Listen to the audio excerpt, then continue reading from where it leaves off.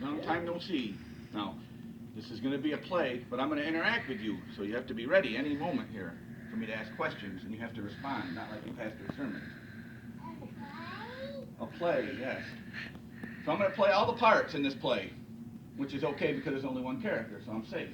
And I'm going to explain and talk to you about the different characters in the Chronicles of Narnia series. I'm going to focus on one book, and I'm sure everyone's familiar with the book, right? What's the most famous book in this series you've all heard of? Yes, lad. Yes, young lad. What's the book? Lion and the Witch in the Wardrobe? That's the book. Okay, we're going to concentrate on that. But there's other things in this room you might see that aren't in that book, but are in the Chronicles and other places that you might not understand what they are. Is anyone? Let me ask you this: how many of you read the books? Yeah, or have you read any of the books? Okay. How many of you read all the books in the series? How many books are there in the series? 7. Very good. Okay, so you know a little more than most, you three. How many of you have seen the movies of any form? Okay. I know one. So you have a little bit of knowledge here. A little bit is dangerous.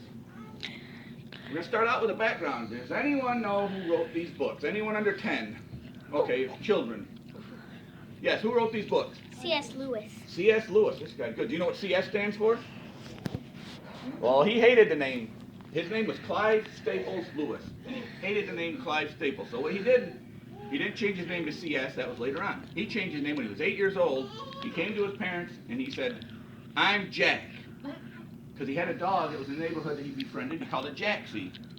Well, the dog died and he felt bad, so he decided, I'm going to keep the dog's name going. So he called himself Jack. Well, that was his name until he died, was Jack Lewis. But he's known as C.S. Lewis, was his pen name, his name he wrote the books under. Now, this is a great replica of a wardrobe, correct? This is where you all nod your head, say yes. One good stiff wind and this thing would tip over, so don't come near it, don't breathe on it. Actually, it's pretty sturdy, but does anyone know where Chicago is? Where's Chicago? I'll take on this guy. What country is it in? Huh? What country do we live in? Okay, America. I'll accept that. United States of America. Well, Chicago. There is a replica of a wardrobe that C.S. Lewis owned when he was an adult in Wheaton College in Chicago, Illinois.